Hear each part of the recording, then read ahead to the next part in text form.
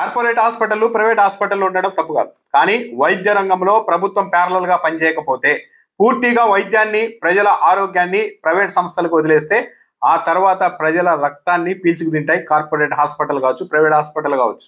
దీని ప్రైవేట్ హాస్పిటల్ని కార్పొరేట్ హాస్పిటల్ని కించపరచడం కాదు, కానీ పరిస్థితి అలా తయారవుతుంది. పోటీతత్వం లేకుంటే, ప్రభుత్వం వైపు నుంచి బాధ్యత లేకుంటే. 17 మెడికల్ కాలేజీలో జగన్మోహన్ రెడ్డి 7 మెడికల్ కాలేజీలు దాదాపు ఆల్రెడీ పూర్తి చేసేశారు.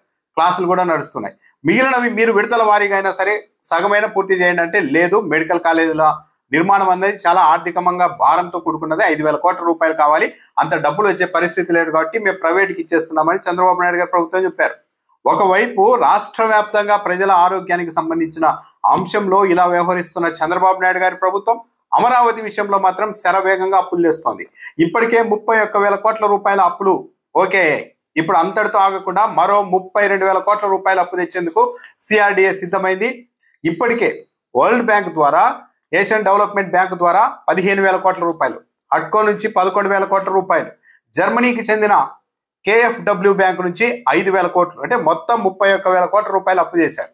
ఇప్పుడు మళ్ళా మరో 32,000 కోట్లు. ఈ 32,000 కోట్లు కూడా ఎక్కడి నుంచి అంటే ప్రపంచ బ్యాంకు, ఏషియన్ డెవలప్మెంట్ బ్యాంక్ రెండు కలిసి 14,000 కోట్ల రూపాయలు. అంటే ఇదివరకు ఇచ్చిన 15,000 కోట్ల రూపాయలు కాకుండా మళ్ళీ ఇంకో 14,000 కోట్ల రూపాయలు ఇవ్వబోతున్నాయి.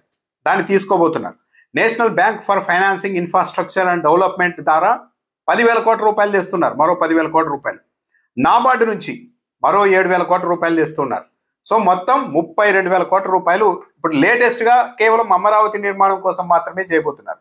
అంటే తొలుత 31,000 కోట్లు, ఇప్పుడు 32,000 కోట్లు, మొత్తం 63,000 కోట్ల రూపాయల అప్పు అమరావతికి ఇప్పటికి చేయాలని నిర్ణయించుకున్నారు. 91,000 కోట్ల రూపాయల అవసరం అవుతుంది ఇప్పుడు అనుకున్న ప్రణాళిక ప్రకారం. అమరావతి నిర్మాణానికి 91,000 కోట్ల రూపాయలు అవుతుంది అని అంచనా వేశారు. ఇప్పటికే 63,000 కోట్ల రూపాయలు అప్పు తెచ్చేశారు దాదాపు. ఇంకా ఈ 32,000 కోట్లు కూడా అప్పు ఇవ్వడానికి బ్యాంకులు ఓకే చెప్పేసాయి. అంటే మిగిలినది కూడా ఈ మొత్తం నిర్మాణం పూర్తయ్యేసరికి అది ఏ 1,00,000 కోట్లకో మరో 1,00,000 కోట్లు పెరిగే అవకాశం ఉంటుంది. అప్పుడు కూడా ఈ 18 నెలల కాలంలోనే 63,000 కోట్ల రూపాయలకు అప్పుకు ఓకే అయిందంటే ఇక అమరావతి నిర్మాణం పూర్తయ్యేసరికి ఈ అప్పు అన్నది లక్షల కోట్లలోనికి వెళ్తుంది. కేవలం అమరావతి నిర్మాణం అప్పే అన్న దాంట్లో ఎలాంటి అనుమానం లేదు.